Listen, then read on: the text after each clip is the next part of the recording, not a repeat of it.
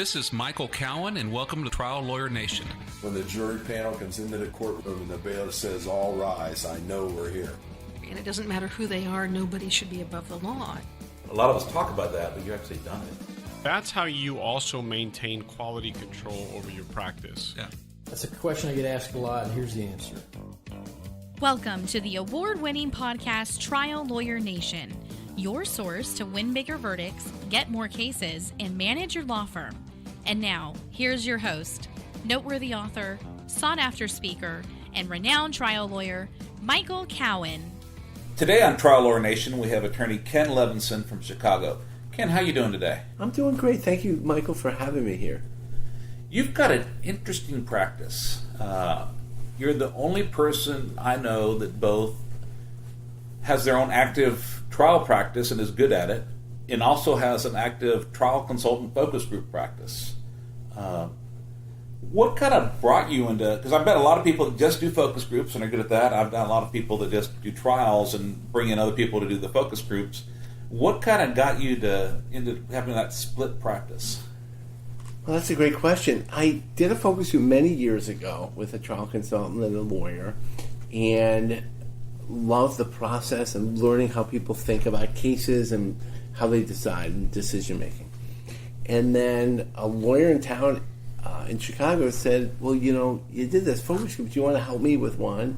And then one thing led to another, and all of a sudden I'm doing, at this point now, 50 or so focus groups a year. But I love helping my clients, and I love cases. I love the strategy and going to trial. So I never want to give up our main part of our practice, trying cases and helping people, especially in the truck crash cases. But on the other hand, I never want to give up my focus group work because I learned so much.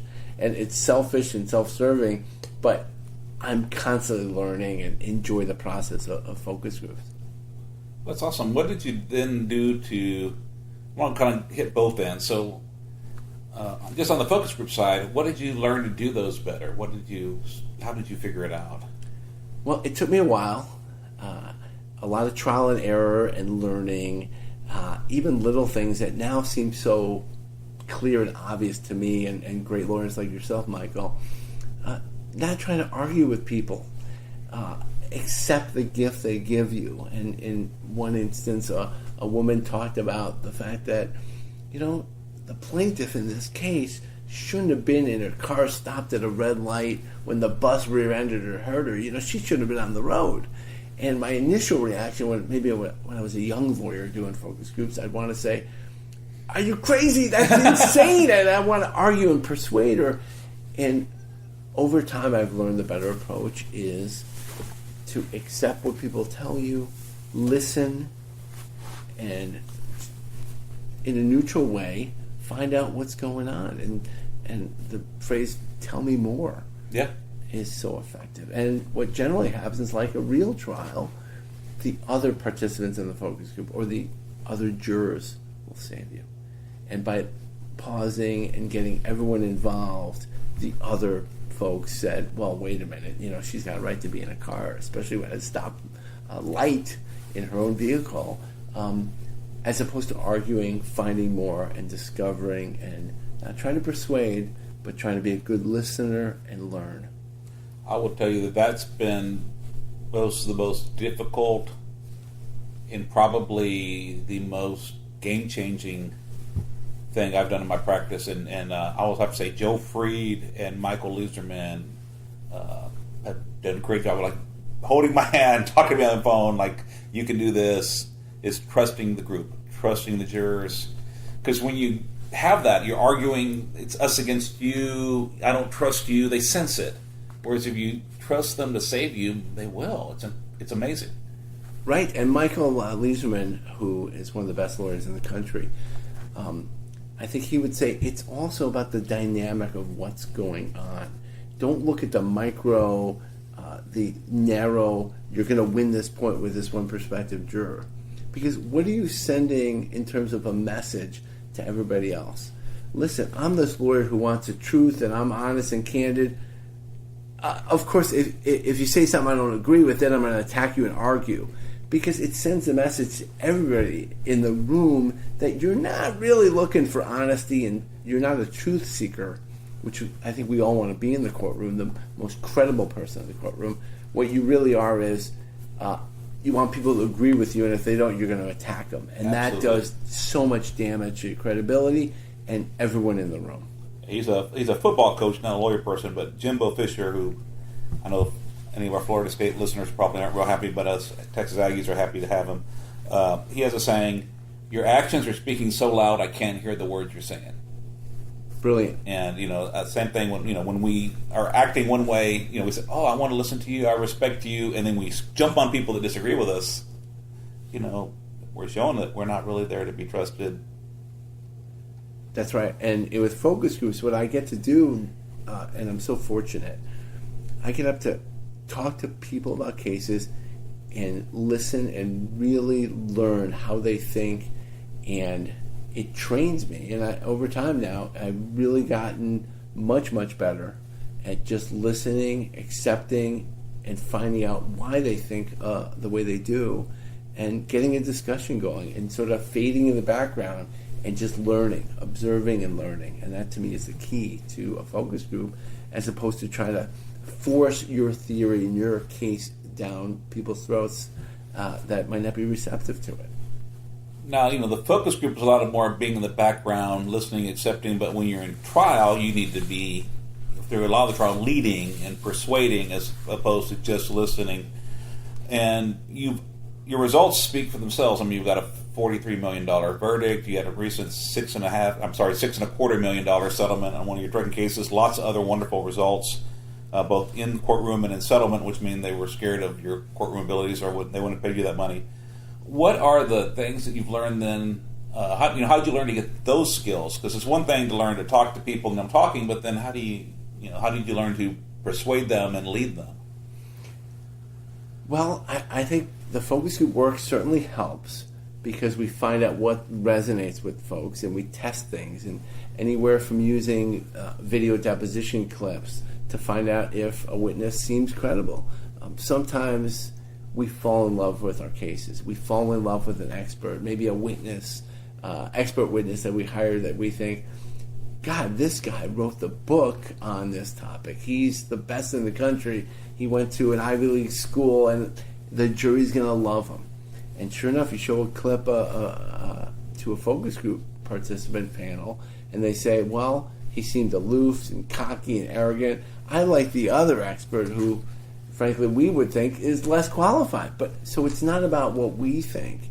It's about the jury, and it's about testing and figuring out, look, I don't want to fall in love with my case or a witness or a theory without really stepping back and almost looking at your case in a different way. And it's hard to do because you're in the middle of all these depositions, and you might be in the middle of a case for years, and you fall in love with a theory or a fact, and it's hard to do it, but you really need to have that Zen mind, beginner's mind that Michael Leizerman talks about and trains lawyers on. Step back with a fresh slate and then really reevaluate the case and figure out what's going to persuade people, what's the most important fact in a case. Because what we think as lawyers, the issue spotting and things we learn in law school and proximate cause and the legal standard and all the legalese is not necessarily what's going to persuade and be the best story for your case for a jury, for real folks who didn't go to law school. So what is it, so you've done, you said 50 focus groups a year. You're talking to a lot of people. What is it there you think that's translated into being able to talk to jurors at the courtroom? Well, because it's a different environment and it's kind of a different purpose, but what is it you get out of that experience of just talking to all these people that I think helps you when you're in the courtroom?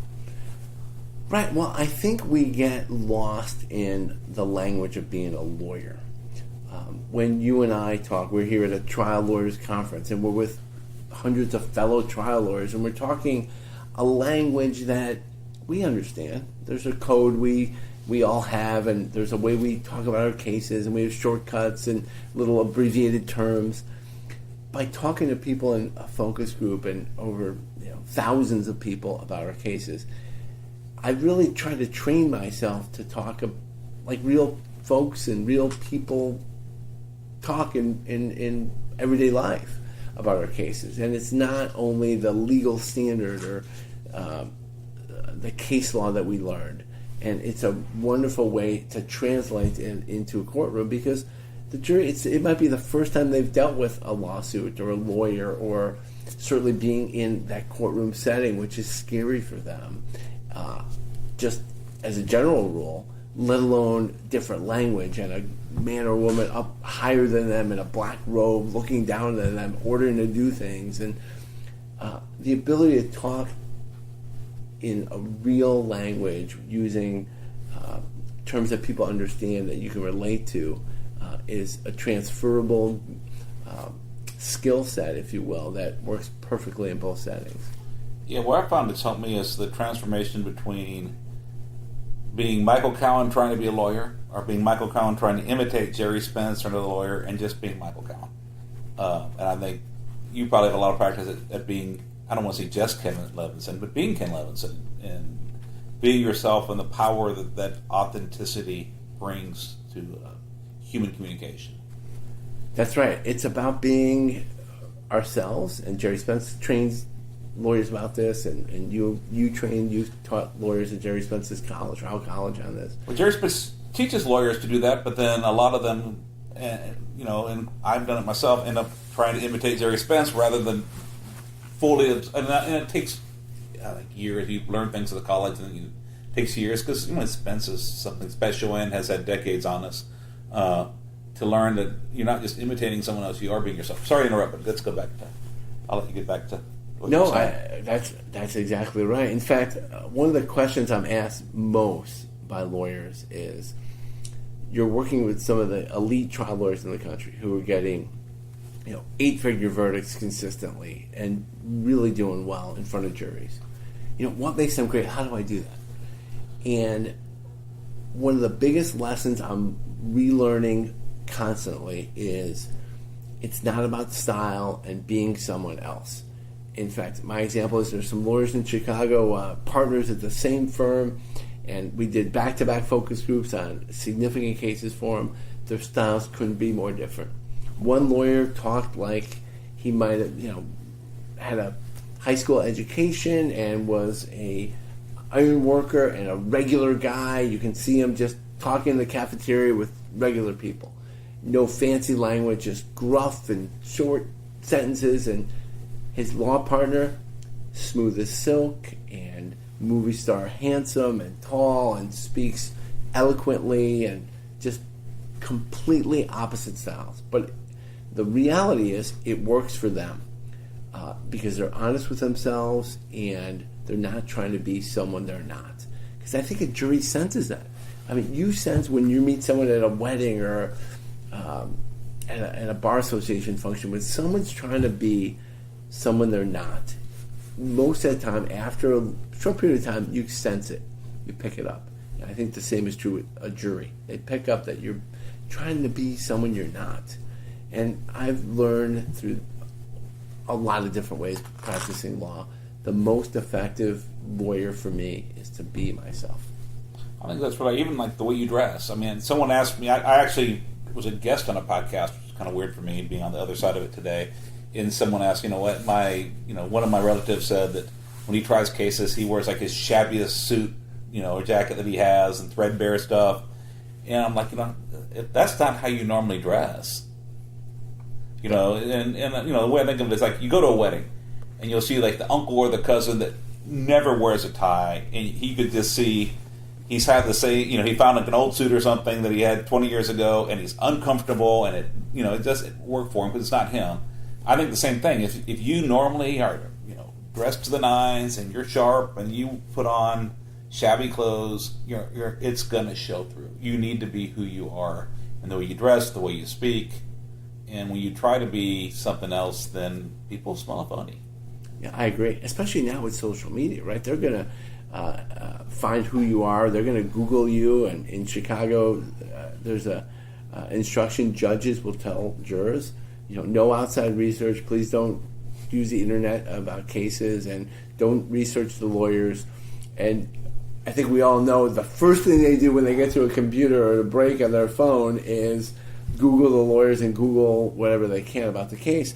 And if your website, and that's probably another topic for a podcast, and you've, I'm sure, hit on this, if your website is something you wouldn't want a jury to see, and it's talking about how you've gotten millions of dollars for clients that weren't deserving, and it's out there, and you're dressed slick, and it's almost like a used car salesman, and you try to come to court with that shabby suit you alluded to, and you're being the regular guy, which isn't really you, I think a jury's going to sense that in a lot of ways, and maybe even see it on the internet. Yeah, you might be better off wearing your suit.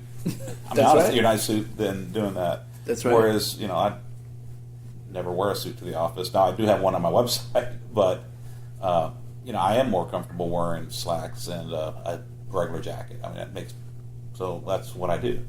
And I've seen you speak at truck crash trial seminars, and you normally wear a sport coat and some slacks, and you look comfortable, and you're comfortable in front of a large group of lawyers, right?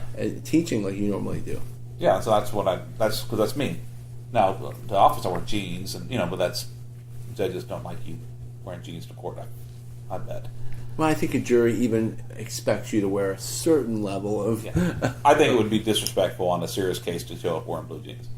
Although my old boss, Ed Stapleton, got an $8 million verdict wearing blue jeans once, so he had a judge that let him get away with it. So you never know, but he was a special talent too. So that's true. I at least wear khakis. Would you like to meet host Michael Cowen in person? If so, here's your chance. Trial Lawyer Nation is excited to invite our podcast listeners to Michael Cowen's Trucking CLE on Thursday, October 10th in San Antonio, Texas. Join us for a full day of trucking education hosted by Cowen Rodriguez Peacock. The seminar will take place at a location in downtown San Antonio right on the historic Riverwalk. We will begin at 9 o'clock a.m. and end at 4:30 p.m. The 6.75 hours of CLE will also include 1 hour of ethics. This is a complimentary CLE with no fee to attend. However, seating is limited to 65 plaintiff attorneys. We've received an overwhelming response to this event already and do anticipate it will reach capacity before October. So if you are interested in reserving a spot, please send us an email to podcast@triallawyernation.com.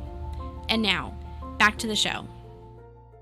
So one thing you said, you've seen you've had a chance to work with these great lawyers. Part of it you've seen is that, they're comfortable in their own skin. They are who they are. They don't pretend to be something else. What are the other things you've noticed about, what differentiates the elite lawyers, the people you see that are just knocking out of the park case after case, from the rest of the mortals that are good lawyers, but just, the difference between the elite and the good? Two things I've noticed. One is they know their case. They work their cases up well. They know their cases. They know what the witnesses have said. They've very familiar with the depositions, the underlying facts. They're not winging it. They might seem like they're casually talking about the case, but they know and they work really hard. The second thing I've noticed is the better trial lawyers I've gotten to work with and gotten to know are always learning. They're looking to improve. Some of the lawyers we help with focus groups, we might do 20 focus groups a year for certain firms. They've been getting multi-million-dollar verdicts for decades, but they're always learning and testing and revising and reading and thinking about, how do I improve? And sometimes it's almost, I get a chuckle out of it because the lawyer will say, Ken, we need your help on this case. And I'm thinking, you've done okay for 35 years without my help. And they're not doing the same old thing all the time. They test what works, and they're open to suggestions and modifications, even though they might try something and have an effective trial, a big verdict. And if we test it and figure out, we can make it better, they're all in. As opposed to the lawyers who say, I know this stuff. I know them in a different scenario when we do a focus group for the lawyer and halfway through he says or she says, yeah, I knew all that already and this is the way I do it. And then when they get feedback the other way from a focus group, well, they're not going to be like my jury. These people are stupid or they're wrong, and I'm going to convince the real jury. And, they never look upon themselves to improve or get better or change or revise. And those are lawyers that worry me in terms of going to trial and truly helping their clients. Yeah. And there is always so much more to learn. There's always another level to get up to. I don't think there's anyone that just has total mastery and they couldn't improve at all. Well, I know a lawyer who did. About 25 years ago, I knew everything, Michael. I mean, I knew how to give the best closing and do everything perfectly. And now I feel like, God, there's so much more to learn. And this is after, 20-some years of practicing and reading and learning and focus group work and trying cases. But there's so much more to learn and revising it better. And frankly, that's what makes this practice enjoyable, and the learning aspect and getting better and improving and talking to great lawyers like you and Joe Fried and Michael Leizerman and my mentor and hero Rex Paris, and learning what they do and how they revise things. And Rex Paris has done certain things for years with metaphors and cognitive science, and he told me recently some of the things he's revising because he's adjusted it and learned better and thought things through a little bit more and tweaked things. And that's what makes what we do so enjoyable and fulfilling. Plus, people change. I mean, there's some basic human things that don't, but juror attitudes change and things that work. Like, I had a system for trying car wreck cases back when I was trying the regular non-commercial car wreck cases that worked pretty well. And I kind of back then I had a huge volume, and so I was trying a lot of cases, but you didn't have a lot of time to necessarily prepare and know your case. I'm ashamed to say that, but it's the truth. But I had a technique that worked, and then about 2003, 2004, it stopped working. There's some societal attitudes that changed. The jury pool composition to change some, and what had worked before didn't work anymore. And then I either could keep hitting my head against the wall, or I had to go learn new things. That's right. And how people learn, right? That especially with social media and Twitter and shorter text messages and the way we process information, the way information is given to us in school and otherwise, you can't stay static and do the same things over and over and expect to get better. Yeah. So what are some of the things you're doing? You talked to lots and lots of focus groups, but other than that, what are some of the other things you're doing to get better? Well, I read a lot on decision-making, psychology, metaphors, psychology, and I try to keep up to date with the latest studies and how people make decisions. So I try my best to read a book a week, and I'm very lucky I get to take a train from my house to downtown Chicago, and I'm on a lot of planes, so I get to read a lot. And I take what we learn and I share it with my friends, and we analyze it, and then we test it in focus groups, and we use it in cases and depositions and case preparation.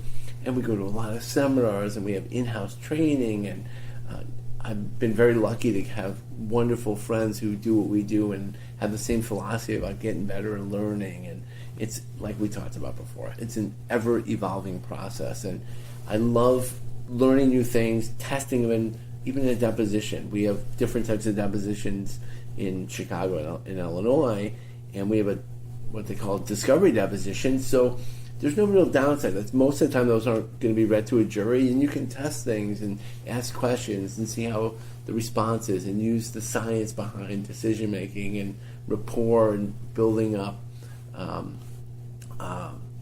a line of questions that's going to help your case down the road. Can you give me an example of something that you've learned, something specific you've learned from one of these non-legal books on either cognitive science or decision making or metaphor, whatever it is, that then you've then be able to incorporate into being a better persuader in a courtroom? Well, I love metaphors. And Rex Paris got me into using metaphors, and he was so nice to share some of the books and the literature and just talk to me about metaphors.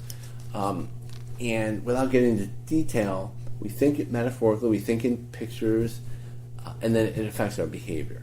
So every case, we're obsessed with finding out what's the metaphor.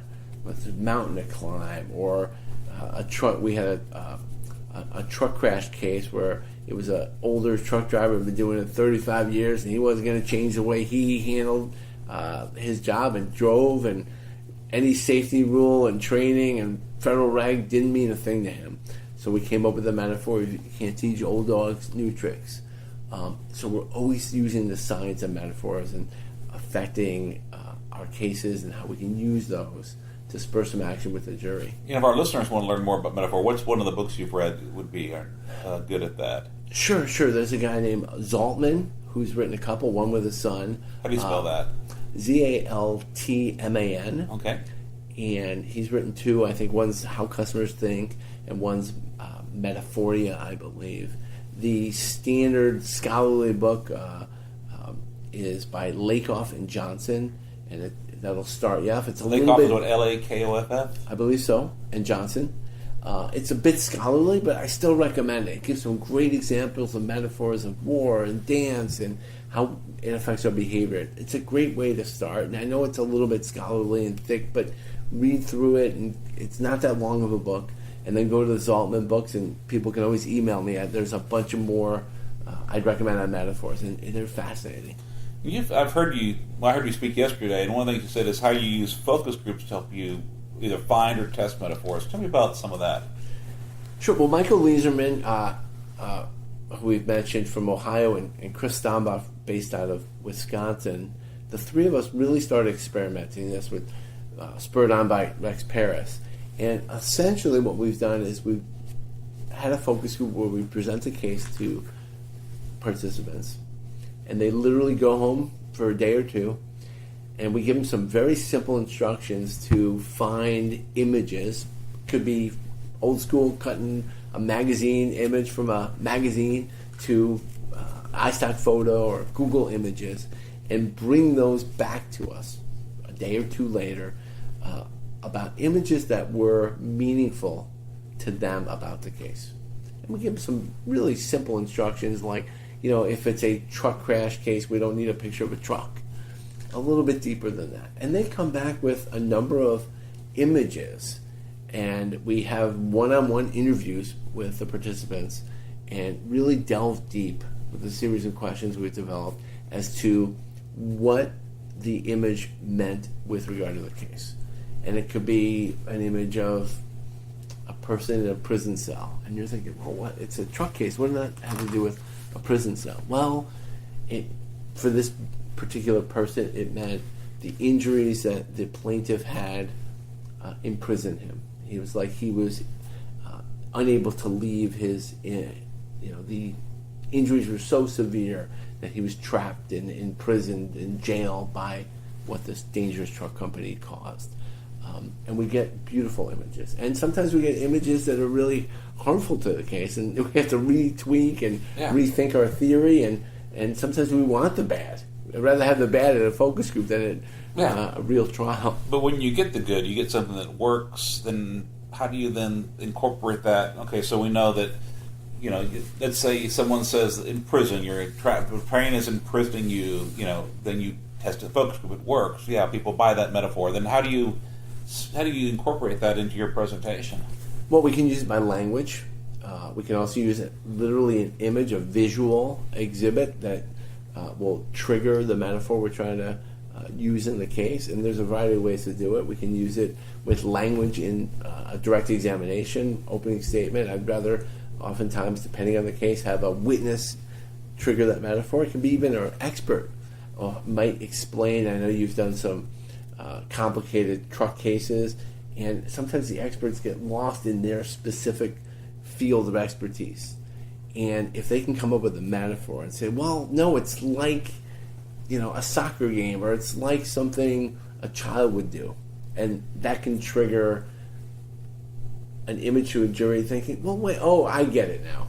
When it can be some complicated issue about an accident reconstruction report, and if you can use a simple metaphor and that's going to stick with them, certainly much better than the complicated engineering or science behind the. So let's say you have like a brain injury case where they're scared to go out in public because they look normal but they can't handle normal interactions and they don't want to be embarrassed, and so like the injury imprisons them in their own house, or like trapped in prison because they can't get out without suffering adverse consequences, like being embarrassed, things not going right, having a meltdown.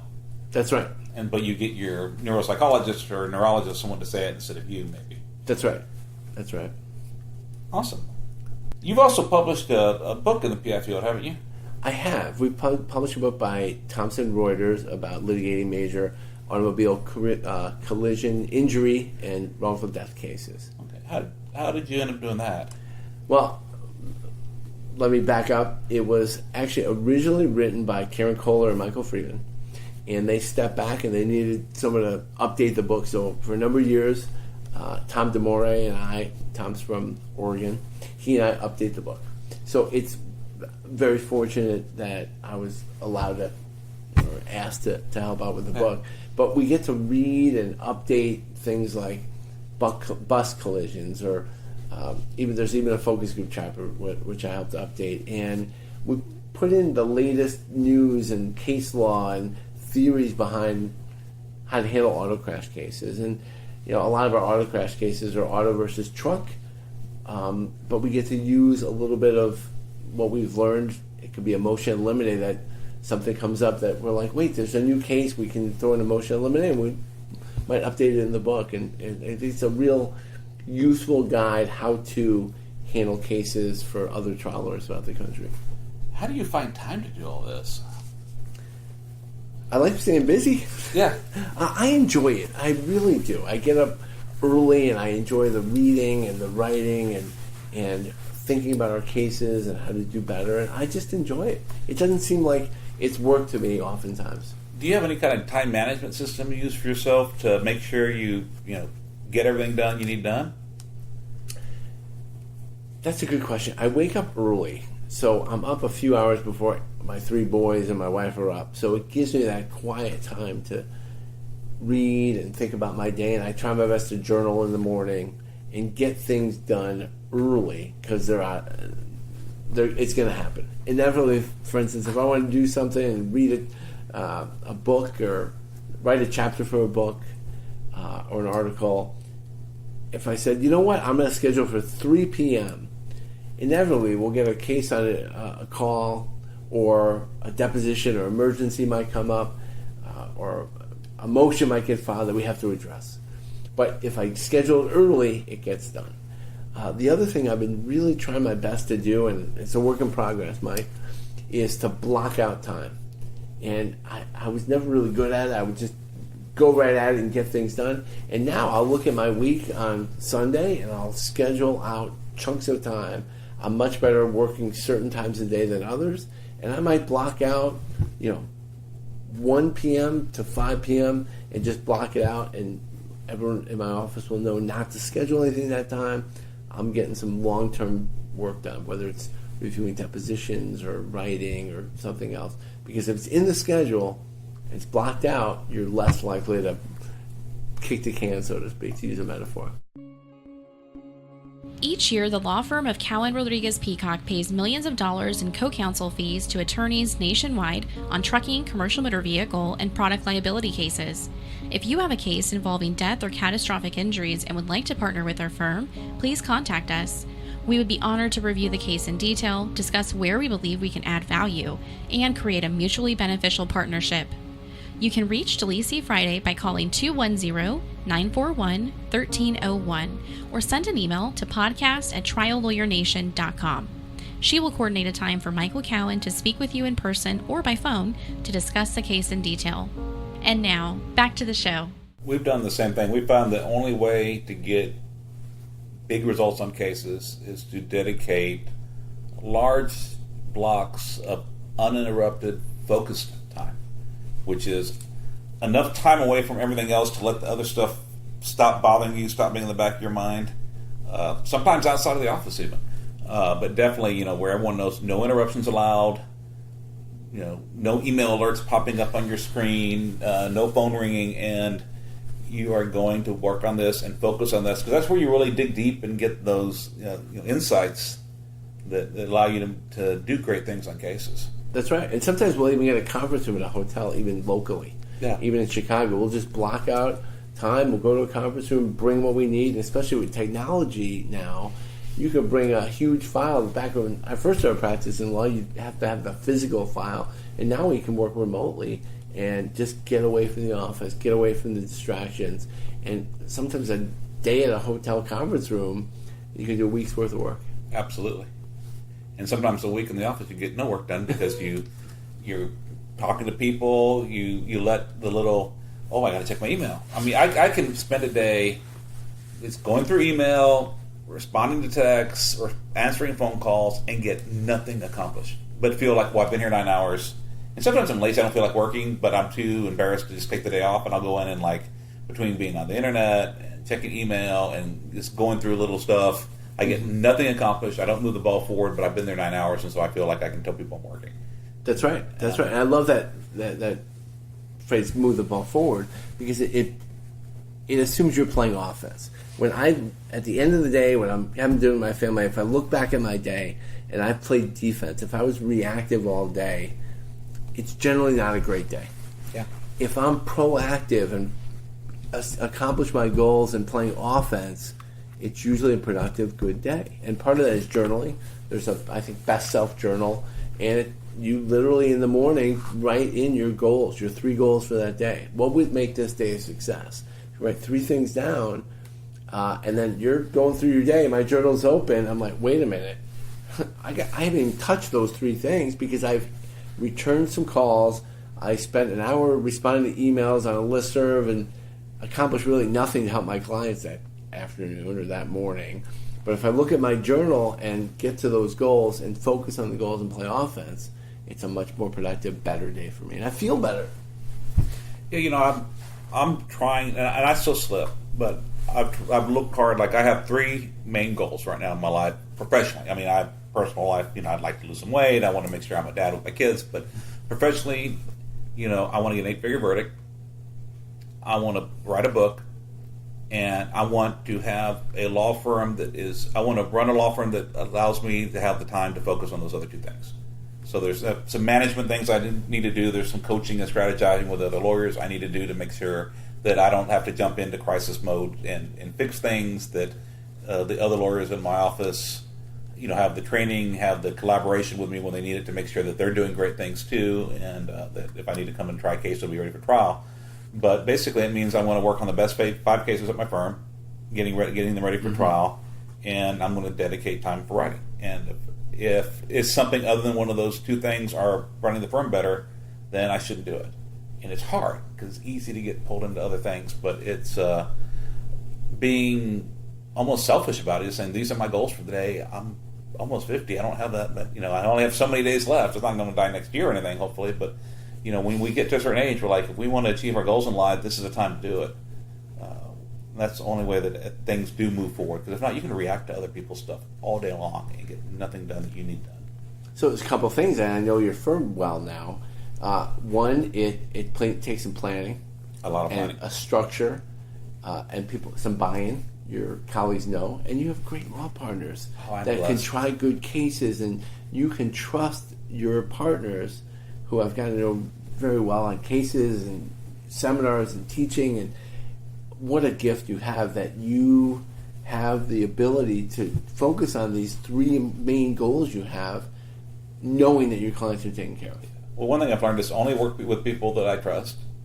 So if someone doesn't, then you just have to part ways, and then trust them, and actually trust them and empower them. And it's just amazing. I went on vacation, and the first week I'm gone, there's like $5 million in settlements. There wasn't $5 million settlements the week before I left. I mean, that's not a normal week for us. I mean, so I'm like, well, man, I want to leave the office more often, But we have the right people, and you train them. We spend firm money on not just in-house training, but anybody at my firm that if it's something educationally that they want to do that I think I'll pay for it, because I'll train them, I will give them the resources, but then you also have to trust them to do it so that you can focus on what you need to get done. That's right, and it's a balance, I bet, because your lawyers are talented lawyers, but they have you as a resource to run case ideas by and strategize. So it's a balance for them to have the freedom to handle the cases and not rely on you too much, but yet have the resource. and still use you as the resource, and have the freedom to do it and independence to do it on their own. So it's a balancing act, I bet. Yeah. And part of it's just, I fall back into what I'm comfortable doing. So, like, there's things, I know how to write a motion to compel, and sometimes I know how to write another motion. I know how to take a certain kind of deposition, so I'll step up and volunteer to do that because, I'm lazy and don't feel like diving deep on something, and I know I can do it. I know I can do it well. It'll be moving the ball somewhat forward. But frankly, there's someone else that could do that deposition either just as well or within 5 or 10% what won't make a real difference in the case. And I would be better off spending an hour with them, collaborating, planning, maybe 30 minutes afterwards on recapping, and then focusing on an even bigger case while they work on the medium-sized case. And they get the experience, they get better, and then I get to give the most, the clients that need the most help, the most help. Well, that's great how you structure the firm. That's fantastic. Well, it took 20-something years of trial and error to get there. Right. So, right. And your firm isn't bad either. I've met your lawyers. You've got some good people you work with too. So. Oh, I'm blessed. I'm blessed. My partner Jay is just a talented, smart lawyer, and our associate Dan is just dedicated, smart, always learning, and he's great. So, if you want to give some advice, let's say it's a lawyer that wants to get to the level where be able to get a $43 million verdict or a $6.25 million settlement. What do you recommend as some concrete steps to take to get started down that journey? Well, first you have to ask for it, right? You have to ask for the money. A lot of lawyers, and Michael Leizerman has talked about it, you really have to be comfortable asking for big numbers when the case justifies it. Because we're tentative, we think, it's a lot of money, we all have issues with money, or some of us do, I do. You really have to, the more you ask, the more you get, and that's been proven with anchoring and science, and in my experience with focus groups and trial work. If the client deserves to be compensated at a high level, you got to believe in your case, believe in your client, and ask for it. And you're going to get it more likely than not, as opposed to tentatively and timidly and really having an issue with asking for full compensation. A lot of lawyers aren't really comfortable asking for it. You almost have to practice it and believe it and be honest with yourself.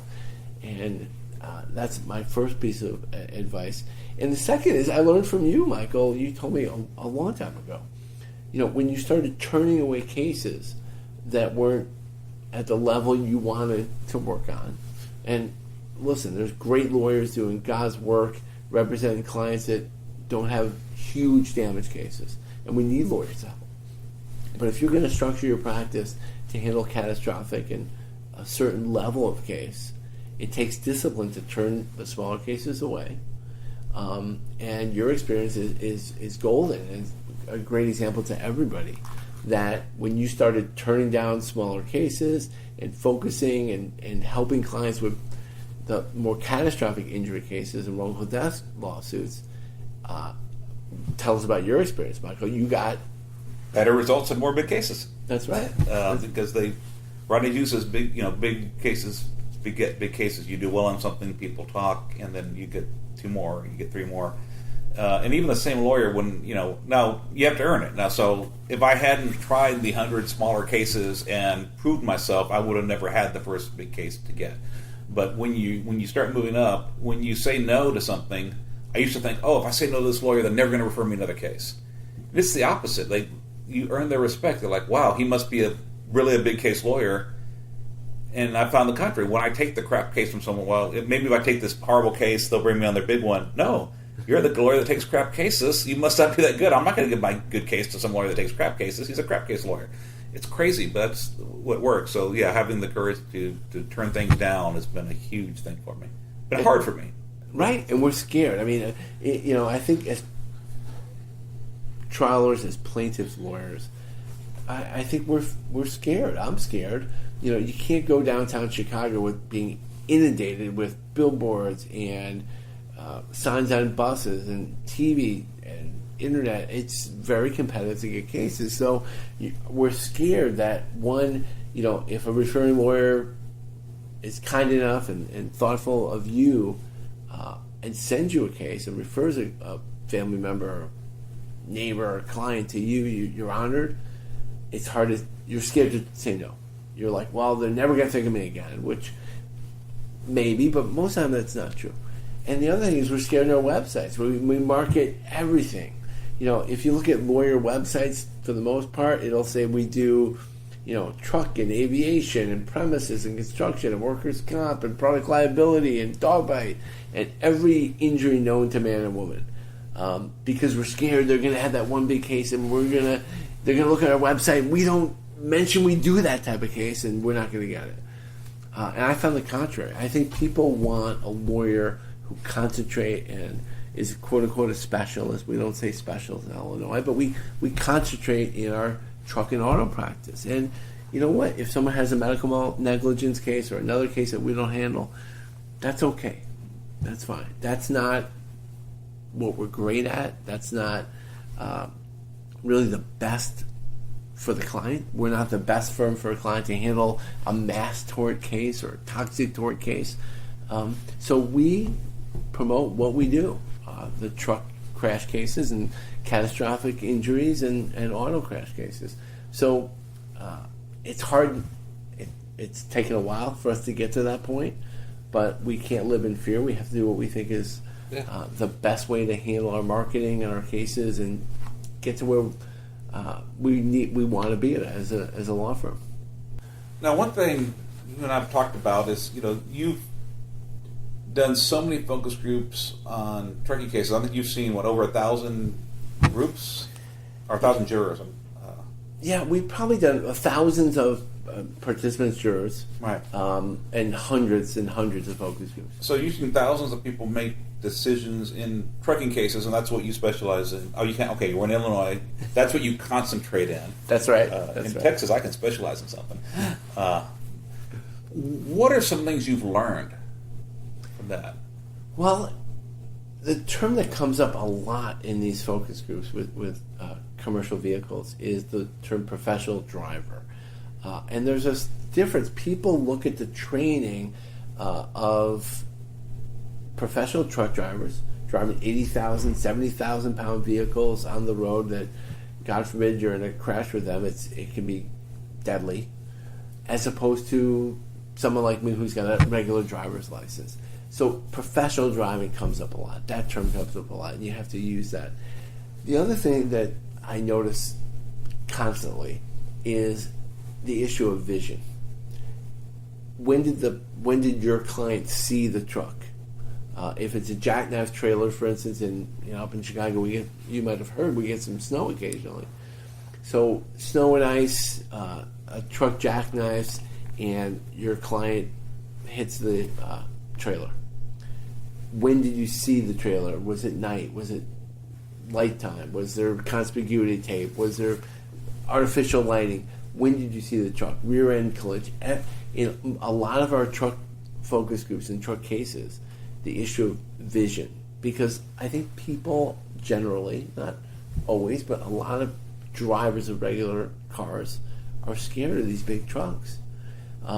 So there's an automatic fear in thinking, well, if you see this truck, you stay away. It's dangerous. So you always have to make sure that your client and the vision issue is addressed. You can't just leave that to chance.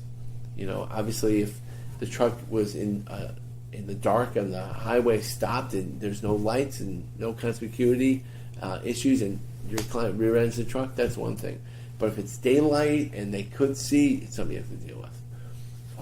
And sometimes you have to own it. And sometimes you have to own it. And the other thing that comes up a lot in focus with trucking cases is the forgiveness of a truck driver's conduct in the instant, in the moment, as opposed to a long-term trucking company with dangerous policies, unsafe policies, hiring unsafe, unqualified drivers, lack of training, and it's a bigger issue. The time frame is longer. Timing is key, as opposed to one split second a driver makes. If that's your case, that's a much more challenging road to hoe than a trucking company that knew better and hired this driver with all these violations, who wasn't trained, who maybe even had some collisions at the same job and was kept on, carelessly, negligently retained.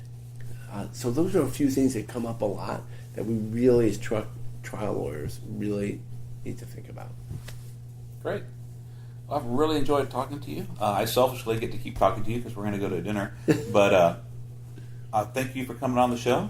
If people want to find you or get a hold of you, what's the best way to find you? Well, I'm in Chicago. If you Google Ken Levinson in Chicago, they'll get to me. It's Levinson and Stefani law firm, injury lawyers.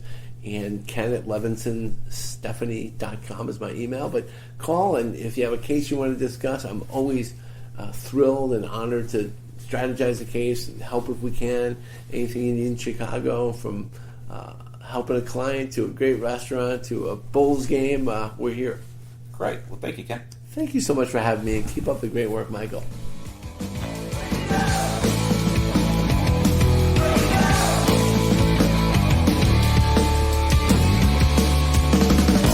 Thank you for joining us on Trial Lawyer Nation.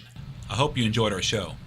If you're listening to this episode on a mobile device, please click on Ratings and Review and leave our show a 5-star rating and write a review.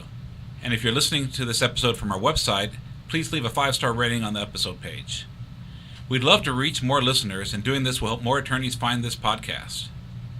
You can also visit our website at www.triallawyernation.com to opt into our mailing list so you can stay updated on our new episodes. I promise we won't spam you. And thanks to your feedback, we've improved our podcast website. There's now a resources tab that you can click that shows you all the books we've mentioned on our podcast. If you have a Facebook account, please send us a request to join our private group called Trial Lawyer Nation Insider Circle. This exclusive group will allow you to hear about our guests before an episode airs, interact with the show, and get a sneak peek at some of the behind-the-scenes moments. I love to hear from all of you, and our Table Talk episodes are based solely on questions from our fans. So please continue to send us emails at podcast@triallawyernation.com. Thanks for tuning in, and I look forward to having you with us next time on Trial Lawyer Nation. Each year, the law firm of Cowen Rodriguez Peacock pays millions of dollars in co-counsel fees to attorneys nationwide on trucking, commercial motor vehicle, and product liability cases. If you have a case involving death or catastrophic injuries and would like to partner with our firm, please contact us. We would be honored to review the case in detail, discuss where we believe we can add value, and create a mutually beneficial partnership. You can reach Delisi Friday by calling 210-941-1301 or send an email to podcast@triallawyernation.com. She will coordinate a time for Michael Cowen to speak with you in person or by phone to discuss the case in detail. This podcast has been hosted by Michael Cowen and is not intended to, nor does it create the attorney-client privilege between our host, guest, or contributors and any listener for any reason. Content from the podcast is not to be interpreted as legal advice. All thoughts and opinions expressed herein are only those from which they came.